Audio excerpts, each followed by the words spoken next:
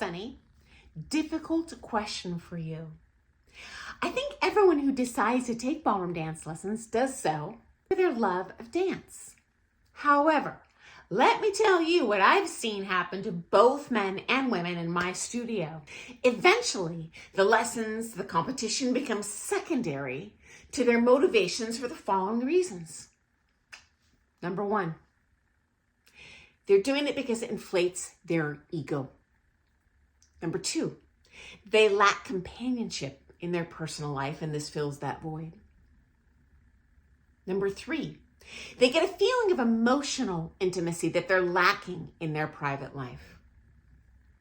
Number four, they get a high or an addictive feeling that keeps them continuing regardless of the expensive cost. Number five, they get self-worth and come to rely on it, singularly in their ballroom dance life. Have you seen this happen? Yes, absolutely. Okay, firstly, I do see this often as the teacher's fault, and I'll share some stories on that later. Number two, I had a pro friend on our channel privately message me to share that they have seen this problem getting worse the last 5 years. And it did occur to me that that actually coincides with COVID. In my state, Oregon, we had one of the hardcore COVID shutdowns of all the states in the United States. Everything was shut down, including dance studios. So people are not getting that intimate interaction. I don't mean intimate in the bedroom sense. I mean intimate in terms of actually having a conversation with someone, not an email or a Zoom call, right? Actually touching someone. Again, good luck during COVID. We weren't even allowed to do diddly squat. And I think people kind of got sucked down that bunny hole, and we haven't got back to the old normal yet.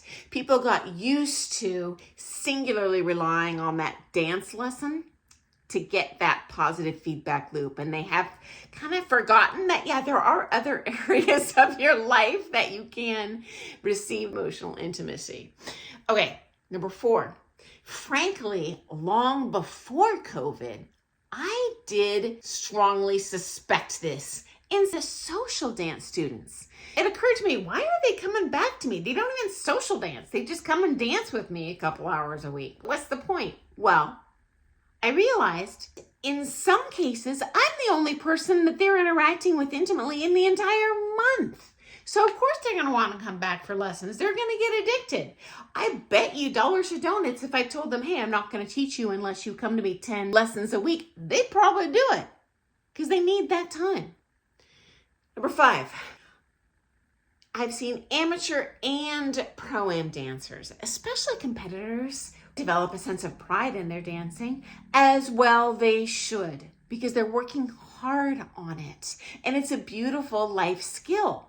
And frankly, this day and age with pop culture, everyone and their dog wishes they were a ballroom dancer. So you're cultivating a skill that for many people is only a dream. And so yeah, that's gonna make people admire you. Regardless of how you're placing in the comp, you are looked up to by most people for that skill you have. Okay, so this is an amazing positive affirmation that you're getting in your life that maybe you're not getting at home in your marriage. Maybe your boss is a dingleberry and always nasty to you and doesn't appreciate you. So yeah, that totally makes sense. Okay, number six. Frankly, I have seen pros manipulate this to their advantage. For example, telling the student, I will not teach you unless you compete in 12 comps a year. Yes, I have seen that exact conversation happen with two different pros and their pro-am students. And yeah, those poor pro-am lonely ladies, they did it. I doubt it was in everyone's budget, and that bothers me to the core, but yeah, I'm just sharing. I've seen it happen. I've seen pros say, you're not allowed to take with anyone else, or I'm going to refuse to teach you. Like, you know what? If your pro's pulling something like this, guys, your warning bells need to be blaring in your ears, run the other way. There's other options in your town. Okay. Finally, I have shared a previous video on the addictive nature of ballroom dance, of dance sport.